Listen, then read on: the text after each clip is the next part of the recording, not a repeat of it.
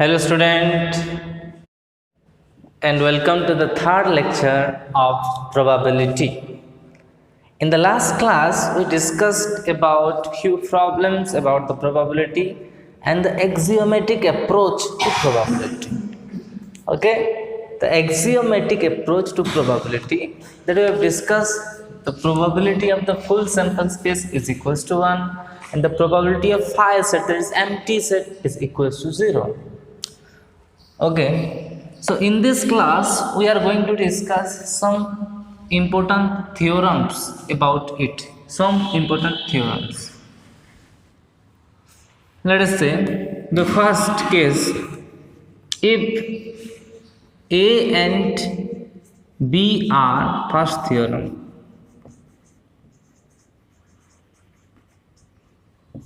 if A and B are mutually exclusive event, mutually exclusive events, then probability of A union B is equals to probability of A plus probability of B. बहुत ही simple ये है, इसका कोई proof जरूरत नहीं है. If mutually exclusive event, इसका मतलब there is no common element between them. Okay, there is no common element between them. अगर ये पूरा का पूरा एस हुआ तो एक केस में ए होगा और एक पार्ट जो बी है, one part is A and another part is B.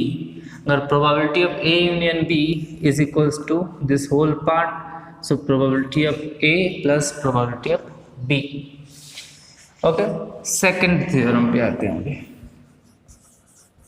Theorem 2, the probability of A minus B, the probability of A minus B is equals to probability of A minus probability of A intersection B. The probability of A minus B is equals to probability of A minus probability of A intersection B. This is, we are going to prove it.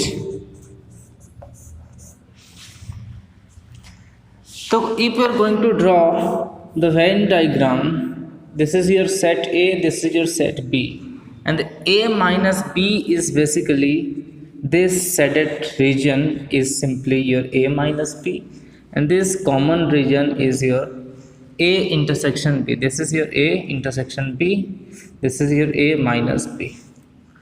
So we can clearly say that A minus B इसका event है, ये वाला part, and A intersection B are two mutually exclusive event. Two mutually exclusive event. Obviously, there is no doubt about it. Are mutually two exclusive event, and we know that then A minus B union A intersection B is nothing but that is equals to A. Is nothing but that is equals to A. अगर हम इस तरफ, then the probability of this whole thing A minus B union A intersection B must be equals to probability of A, must be equals to probability of A. Hence this A minus B and A intersection B are two mutually exclusive event, so we can write probability of A minus B union A intersection B is equals to probability of A minus B plus probability of A intersection B is equals to probability of A. Then probability of A minus B is nothing but probability of A minus probability of A intersection B. Got it? समझ में आया आपको? Nice. Then we are going to do the another part, और किसका तो कोई part नहीं है, बट अनदर थ्योरम हम लिख सकते हैं,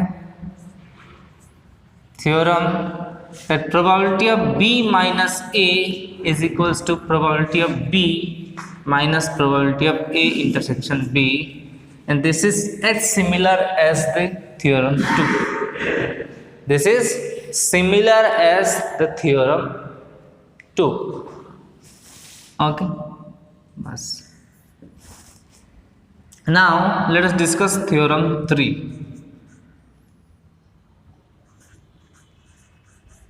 Theorem 3 तो हो गया, 4. This is the most important theorem, addition theorem. सब कुछ so this is the probability of, very important, probability of A union B is equals to probability of A plus probability of B minus probability of A intersection B. Probability of A plus probability of B minus probability of A intersection B. इसका prove करेंगे. Okay, let us draw the Venn diagram. Let us draw the Venn diagram. Here this is A, this is your B, and this is A intersection B. This is A intersection B. We know that the probability of A, let us discuss about first the set. The set A union B is nothing but A minus B, मतलब ये part है, plus total B set, plus मतलब union B. And this A minus B and B are two mutually exclusive events. These are two mutually exclusive events. So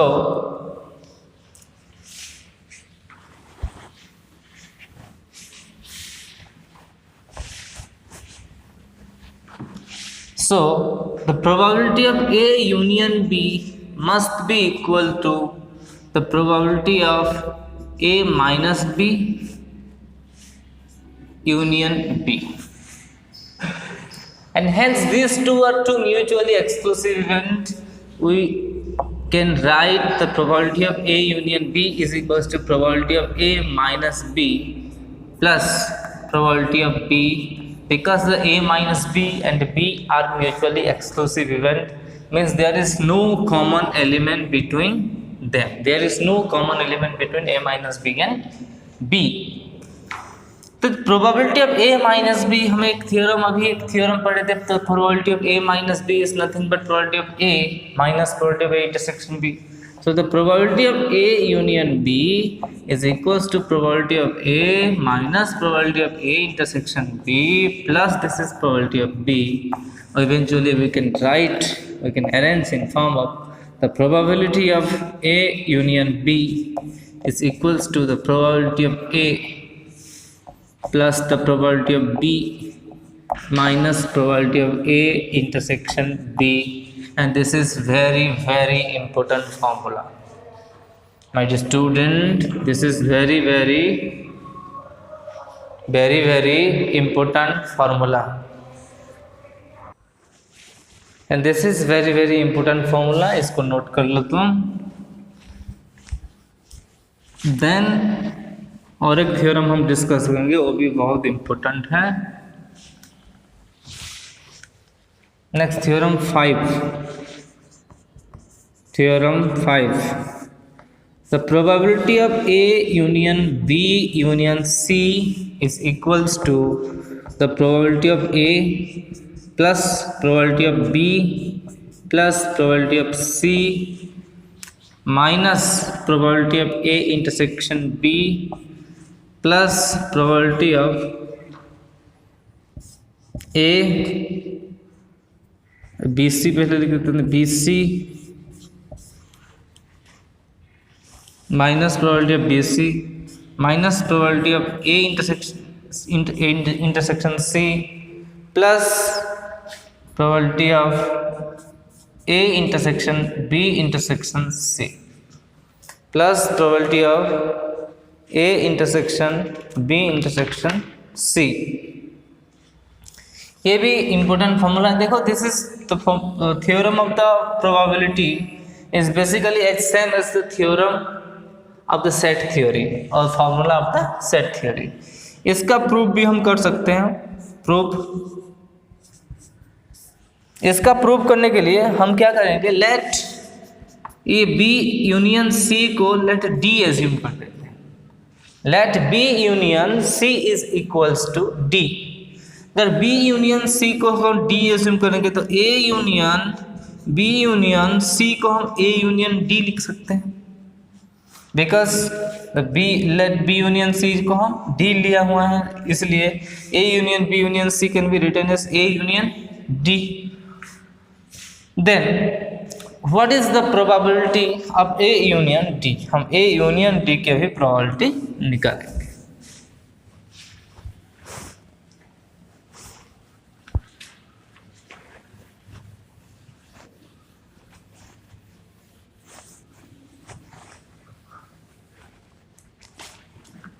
The probability of A union D according to the formula that we have is equals to probability of A plus probability of D minus probability of A intersection D minus probability of A intersection D. Now we can write the probability of A in place of D. We can write this probability of A union B union C is equals to probability of A union D, and A union D can be written probability of A plus probability of D minus probability of A intersection D, and this can be written probability of A plus probability of D minus, और D की जगह हम लिख सकते हैं direct, D की जगह लिखो probability of B union C minus probability of A intersection B union C. A intersection B union C. So probability of A plus probability of B union C का वैल्यू क्या है? Probability of B plus probability of C minus probability of B intersection C minus, ये set की एक distributive formula है, इसको हम लिख सकते हैं इस बीच में जो भी है probability of A intersection B union A intersection C.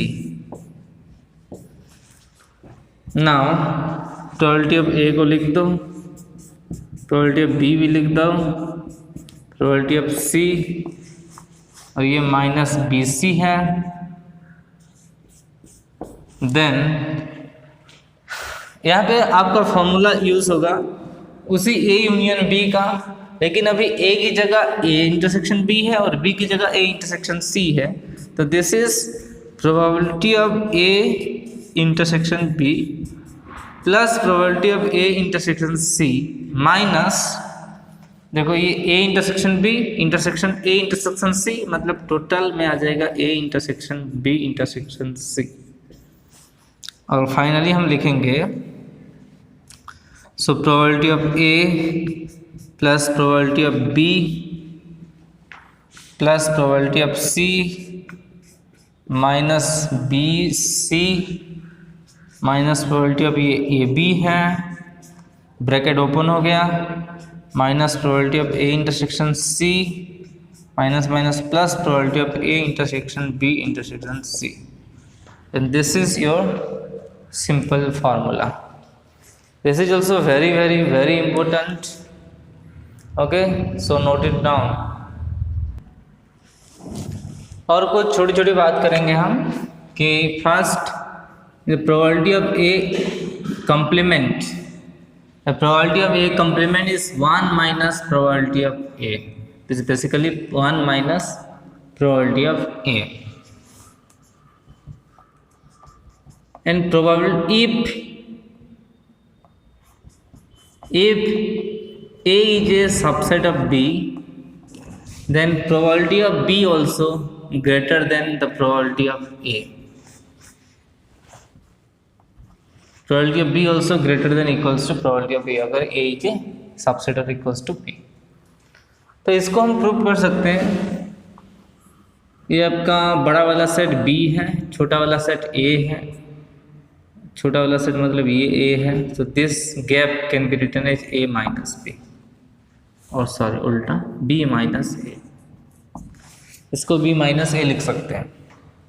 And अभी हमें पता है कि probability of B minus A is equal to probability of B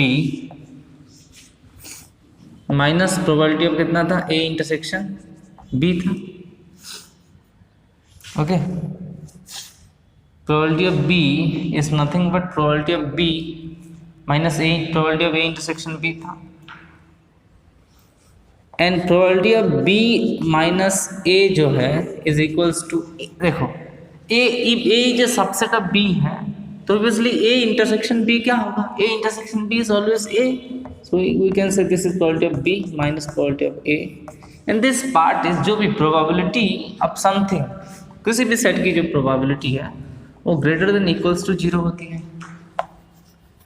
We can write hence the probability of B minus A is greater than equals to 0, so we can say probability of B minus probability of A is greater than equals to 0, so probability of B is greater than equals to probability of A.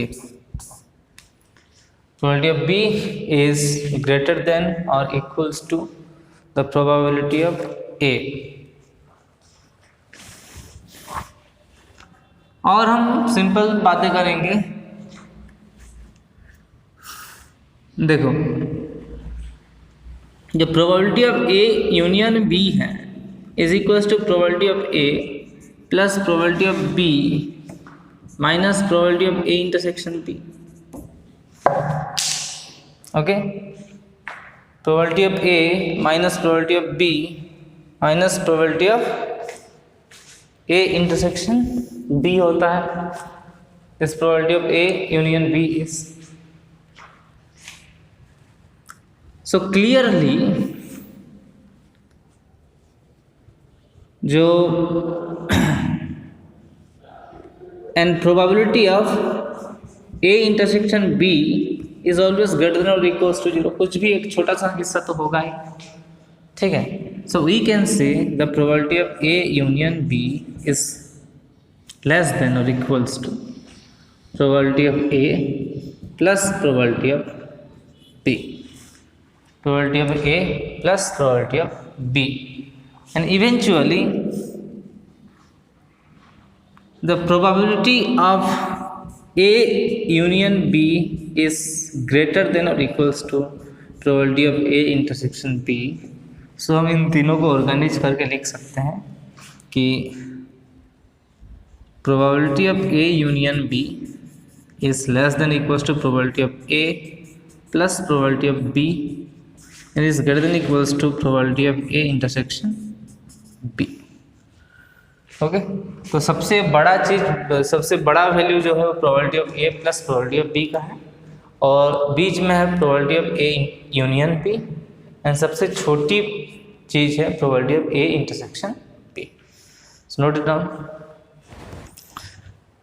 Let us do this following question. Let A and B are two events with probability of A is equals to 3/8, probability of B is equals to 1/2, and the probability of A intersection B is 1/4.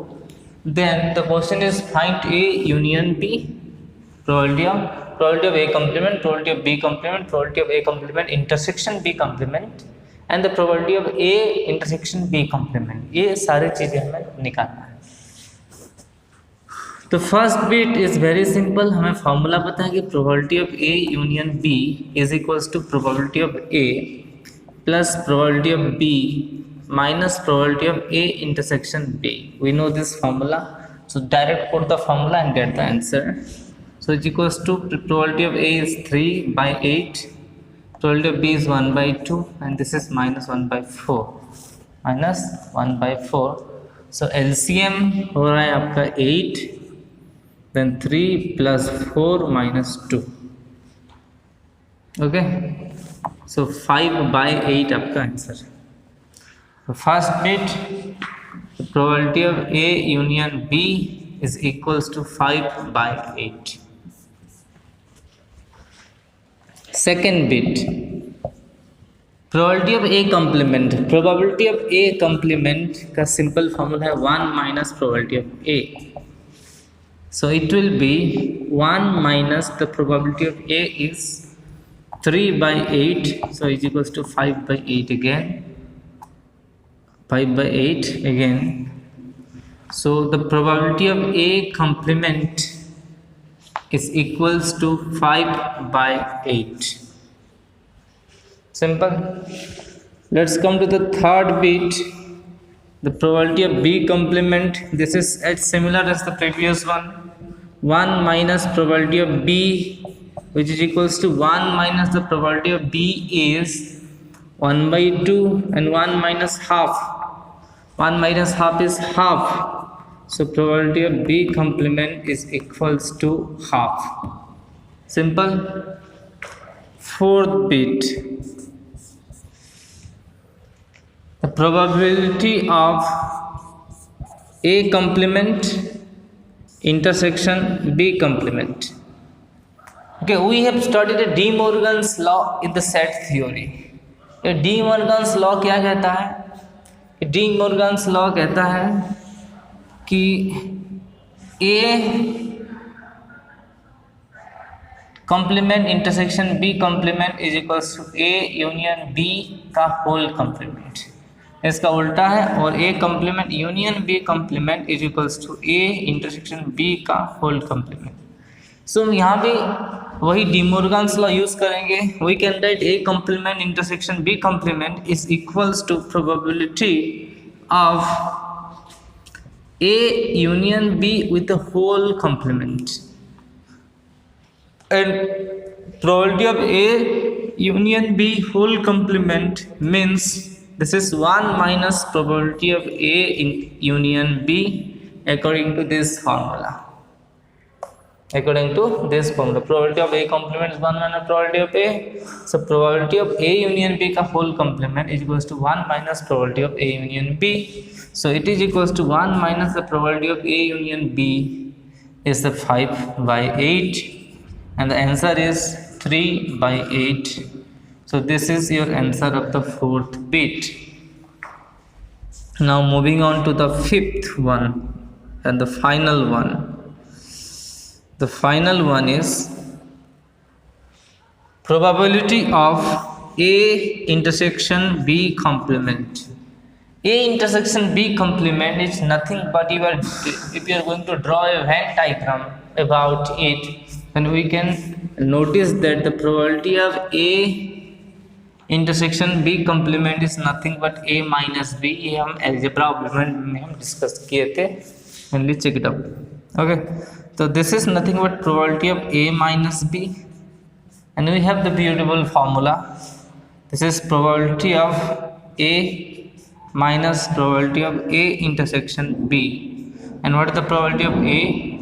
The probability of A is 3 by 8, and the probability of A intersection B is 1 by 4.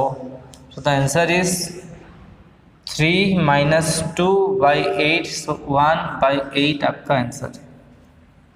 1 by 8 आपका answer है fifth bit का. Okay, समझ में आया? Simple algebraic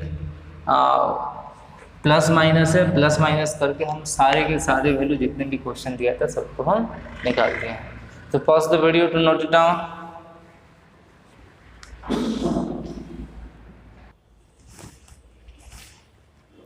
Let's do this following questions. पहला question है, तो पहले हम एक किए थे क्वेश्चन. दूसरा question, in a single throw पे 3 dice find the probability of getting a total of 4, at most 4 and at least 4. पहले तो यही बात हमें पता करना है कि अगर एक डाइस मतलब 3 डाइस को एक बार फेंका जाए, if 3 dice throw once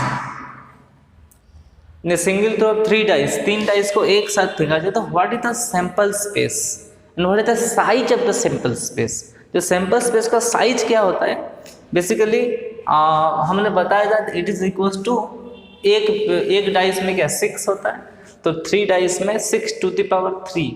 2 dice एक बार फेंकोगे तो 6 2 दैट इज 36, वो होता है 1 1 1 2 1 3 1 4 ऐसे ऐसे करके जो हम लिस्ट बनाए थे, दैट इज 36। अगर एक डाइस को 3 बार या तीन डाइस को एक बार तुम फेंकोगे, 3 डाइस को, then the total number of sample space will be 216. Okay, first if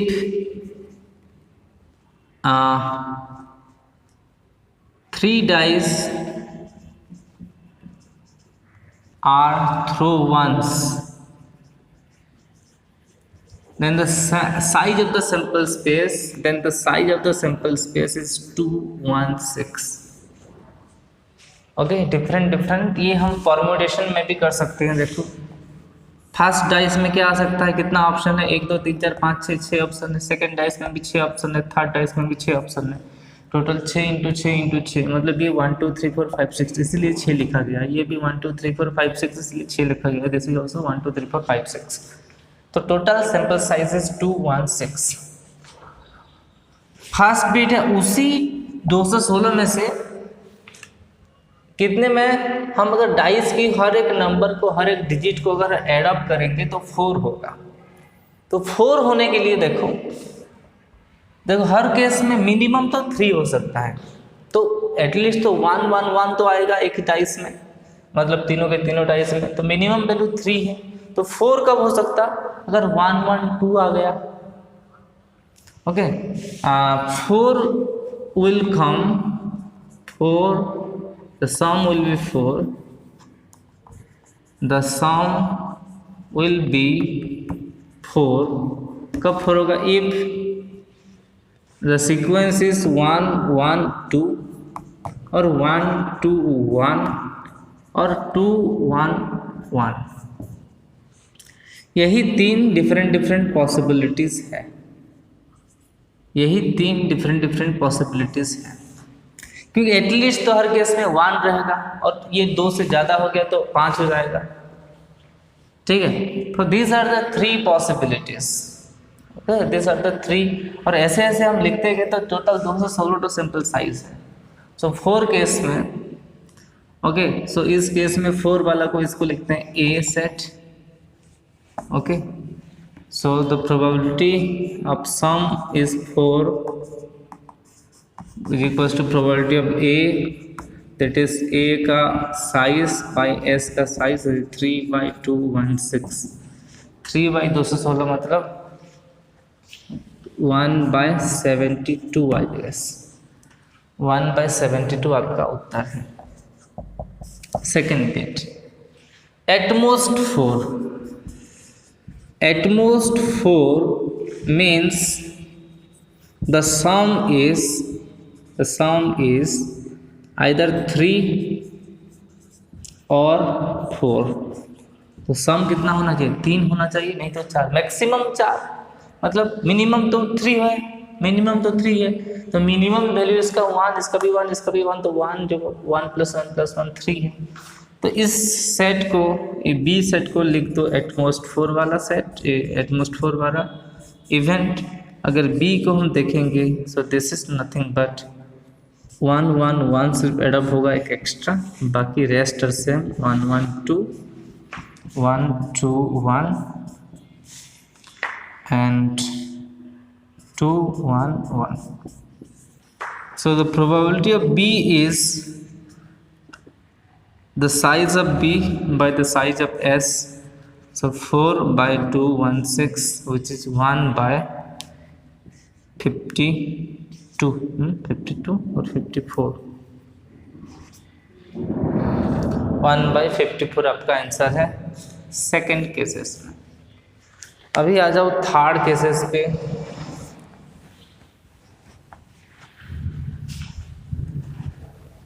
third case है, सिंपल साइज तो 216 है, ये हमें पता है, सिंपल साइज इज 216। एटलीस्ट 4 का मतलब मिनिमम 4। ओके, एटलीस्ट 4 मतलब मिनिमम 4। एटलीस्ट 4 मतलब,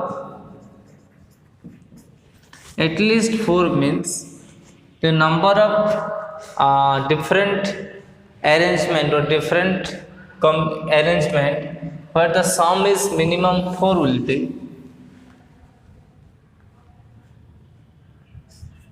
the number of different arrangement different through you can say where the sum is at least 4. देखो सम कुछ भी हो सकता है, 4 हो सकता है, 5 हो सकता है, 6 7 8 9 10 11 12 13 14 15 16 18 मैक्सिमम 18 हो सकता है। ठीक है, ये हम टोटल को सम अगर देखेंगे, आप सिर्फ समझो, मैं ये नहीं लिख रहा हूँ, तो सम कैन बी 3 4 5 6 7 8 9 10 11 12 13 14 15 16 17 18। अगर हम लूडो गोटी फेंकेंगे तो ये डिफरेंट सम हो सकता है अगर तीनों की डिजिट को अगर हम एड अप करेंगे। हमें चाहिए क्या है, बेसिकली ये सबका अगर हम देखेंगे तो total number of combination 216 combination है। Total number of combination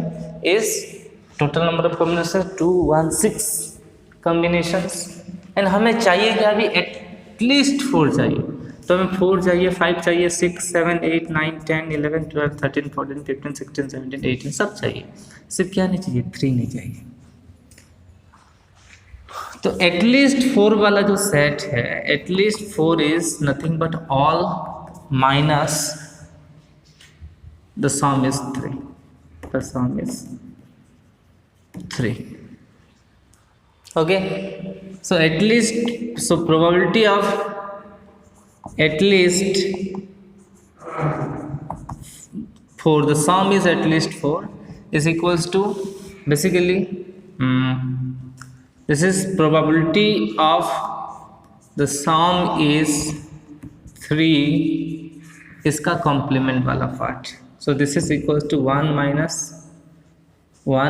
the probability of sum is 3, और sum 3 सिर्फ एक ही केस में होता है, सिर्फ प्रोबेबिलिटी ऑफ 1 केस में, और प्रोबेबिलिटी ऑफ 1 में तो सिर्फ एक ही एलिमेंट है, this is nothing but probability of 1 minus 1/216 that is equals to 215/216। I hope आपको समझ में आया होगा। देखो एटलीस्ट 4 मतलब मिनिमम 4 मतलब सिर्फ 3 को छोड़ के बाकी सब है।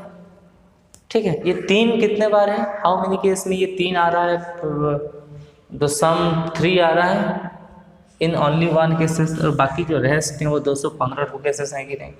ठीक है, इसलिए 215/216 आपका आंसर है। नोट कर लो इसको, नोट इट डाउन।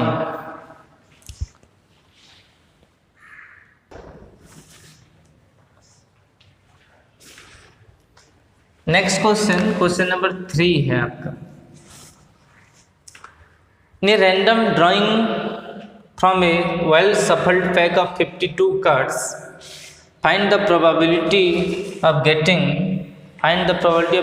जो फर्स्ट बीट है आपका, a red card or a black king if one card is drawn, a red card or a black king।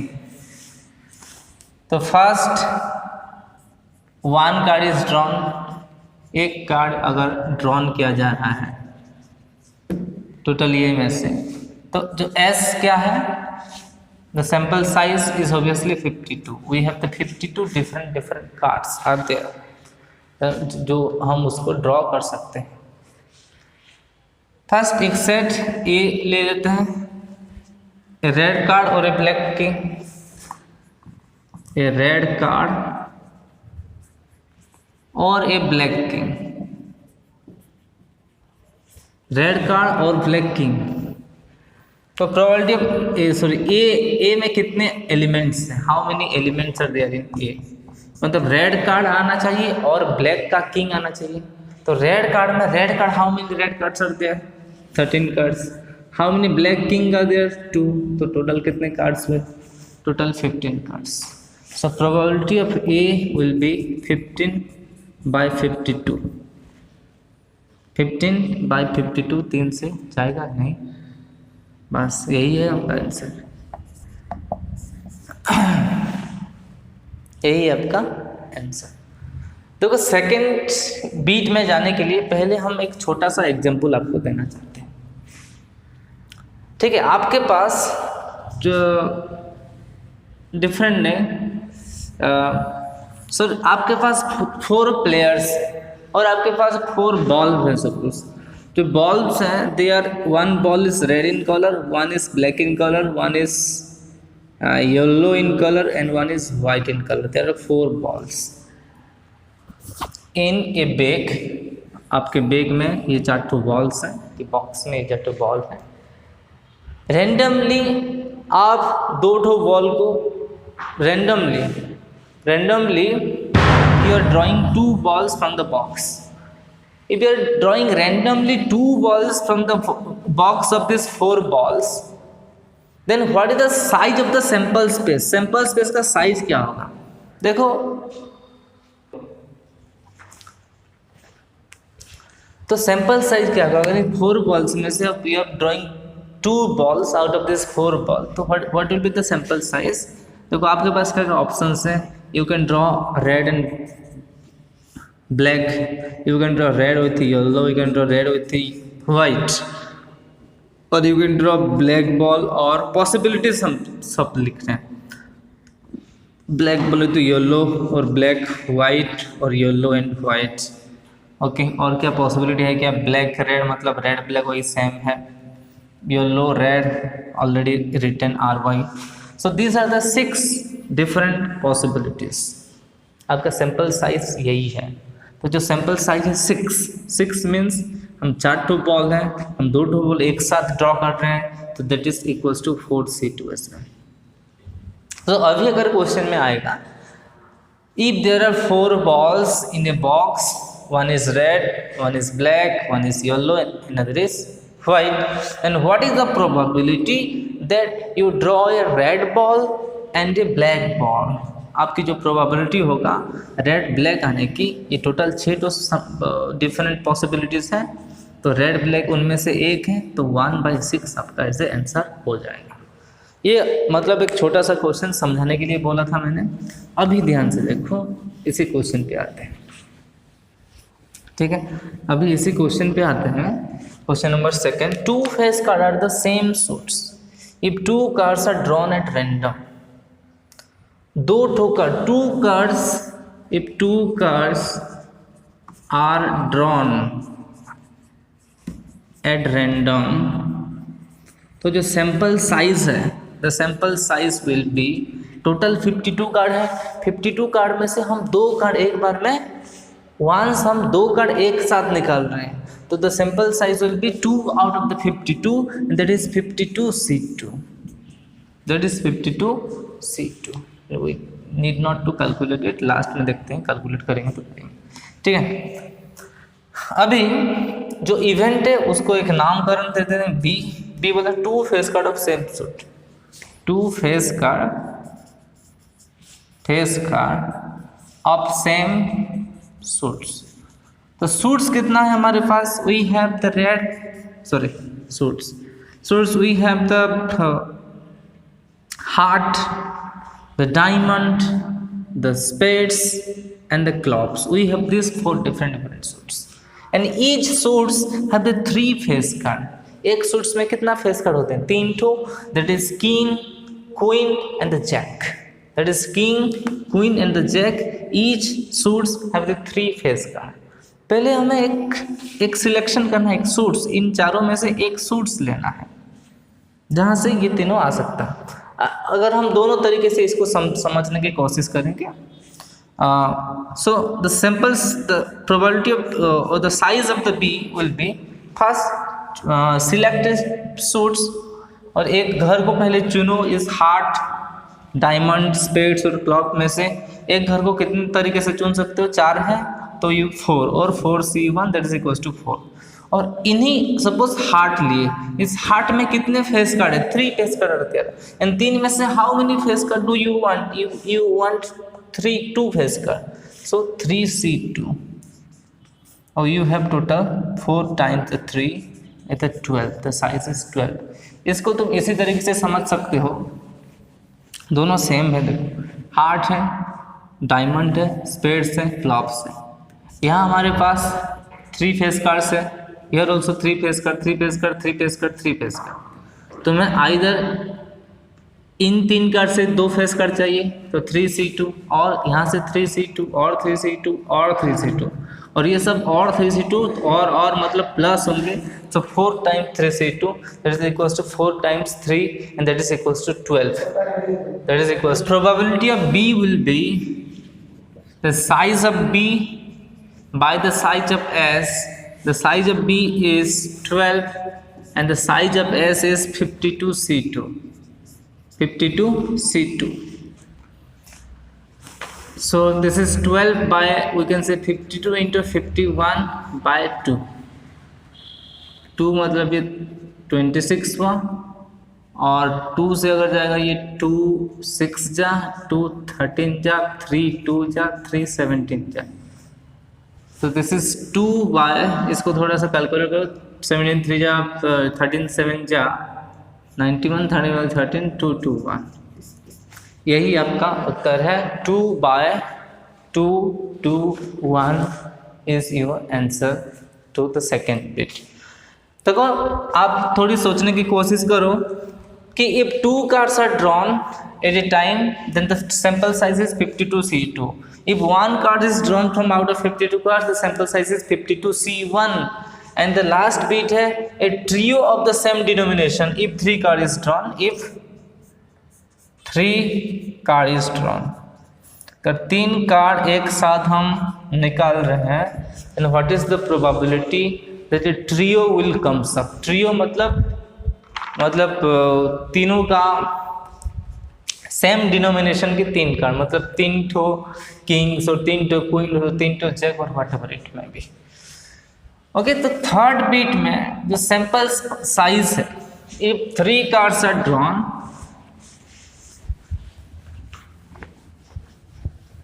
if 3 cards are drawn, if 3 cards are drawn at a time,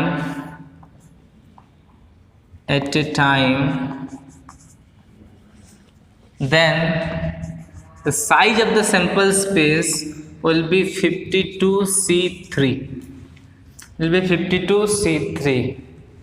जैसे कि आप वही सोच सकते हो कि ये वो 4 ठो बॉल के इसमें red white yellow and black है, एक साथ 3 बॉल को अगर तुम निकालोगे तो कितने डिफरेंट पॉसिबिलिटी होगा।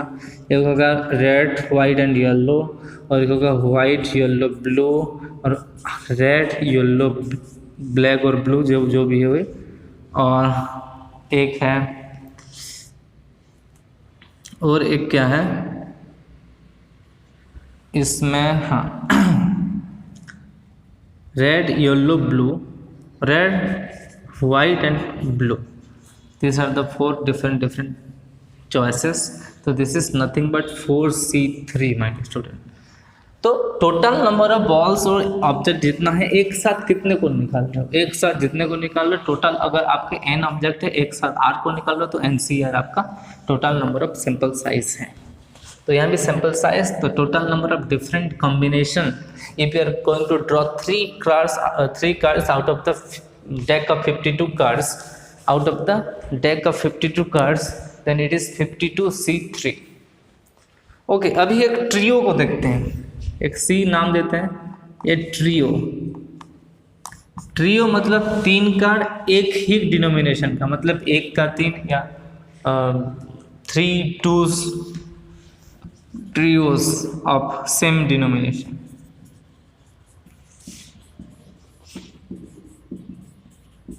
तो हमारे पास कितने वैरायटी का डिनोमिनेशंस है। द टाइप्स ऑफ डिनोमिनेशन जो है हमारे पास क्या क्या है, 1 है, मतलब S 2 3 4 5 6 7 8 9 10 11 12 and 13। These are the, मतलब this is Jack, Queen and King. These are the all 13 possible denomination that can become। मतलब 3 तो 1 आ सकता है, 3 तो 2 आ सकता है, 3 तो 3 आ सकता है, 3 तो 4, 3 तो 5, 3 तो 6, ये this are the following possibilities. तो 3 तो 1 में टोटल देयर आर 4 1 और 4 एसेस, और 4 एस में से 3 एस आने की प्रोबेबिलिटी कितना है 4c3, ये भी 4c3, ये भी 4c3, ये भी 4c3, सब 4c3। तो इसको इस वे में भी कर सकते हैं हम। फर्स्ट सिलेक्टिंग ए डिनोमिनेशन 1 2 3 4 5 6 7 8 9 10 11 12 13 में से किसी एक को चुनना है। तो in how many we can choose 13c1, और उसी डिनोमिनेशन में से वी नीड 3 कार्ड्स, और एक denomination contain 4 cards, total 4c3। 4c3 is nothing but 4, so 13c1 is 13, 4c3 is 4, it is 52। इसलिए the probability of C is equal to C का sample size by S का sample size which is 52 by 52c3। Not going to calculate it, आपके लिए ये homework रहा, calculate करता हूँ, ठीक है, नोट कर लो। आई होप आपको समझ में आया होगा, थोड़ा सा ध्यान से देखो, you will able to get my point. आज के लिए इतना ही, अब नेक्स्ट क्लास में डिस्कस करेंगे कुछ और प्रॉब्लम ऑफ प्रोबेबिलिटी।